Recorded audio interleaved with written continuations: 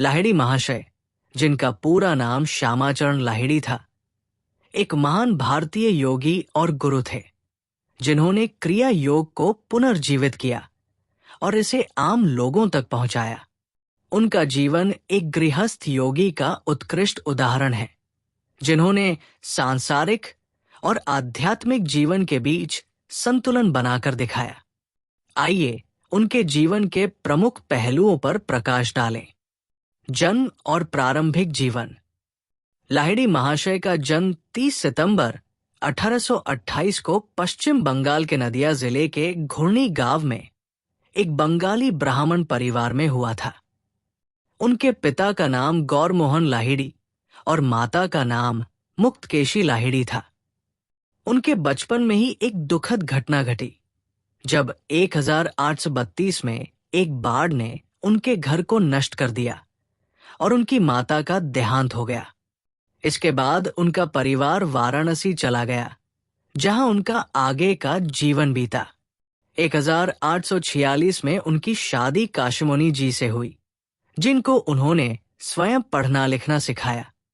अगर आपको हमारा कंटेंट पसंद आया हो तो कृपया लाइक करें, सब्सक्राइब करें और अपने दोस्तों के साथ शेयर करें।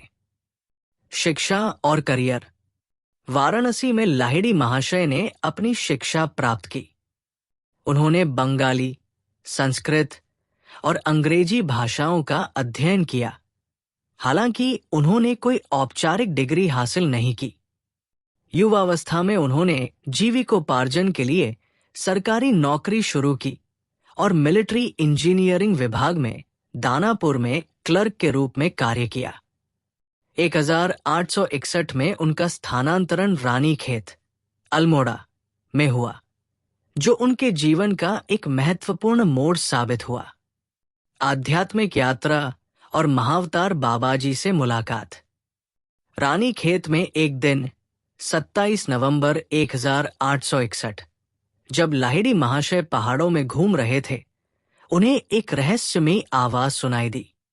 उस आवाज का पीछा करते हुए वे द्रोणगिरी पर्वत पर एक गुफा में पहुंचे, जहां उनकी मुलाकात उनके गुरु महाअवतार बाबाजी से हुई।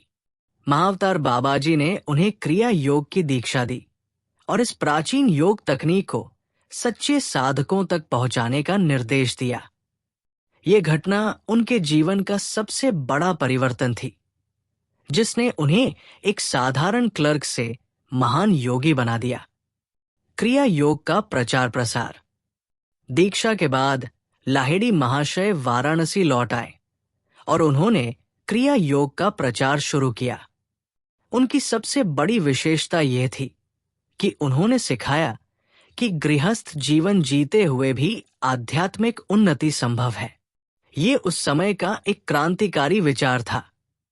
वे स्वयं एक गृहस्थ थे, जिन्होंने विवाह किया और परिवार की जिम्मेदारियों को निभाया, फिर भी योग और ध्यान में उच्च स्तर प्राप्त किया।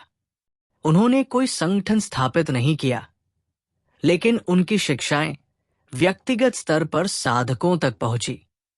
प्रमुख शिष्य स्वामी युक्तेश्वर गिरी, जिन्होंने आगे चलकर परमहंस योगानंद के गुरु बने। पंचानन भट्टाचार्य और केशवानंद ब्रह्मचारी, जिन्होंने अलग अलग क्षेत्रों में क्रिया योग का प्रचार किया। एक मुस्लिम शिष्य अब्दुल गुफ्फार खान, जिनको भी क्रिया योग की दीक्षा दी गई। लेखन और शिक्षाएं।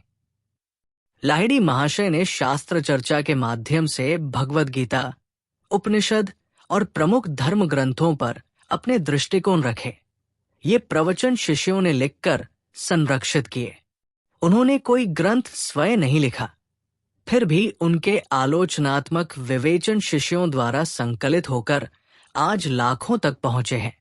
लाहिड़ी महाशय ने भगवद गीता, उपनिषद और अन्य हिंदू शास्त्रों की व्याख्या की, जो उन्होंने मुख्य रूप से बंगाली भाषा में लिखी।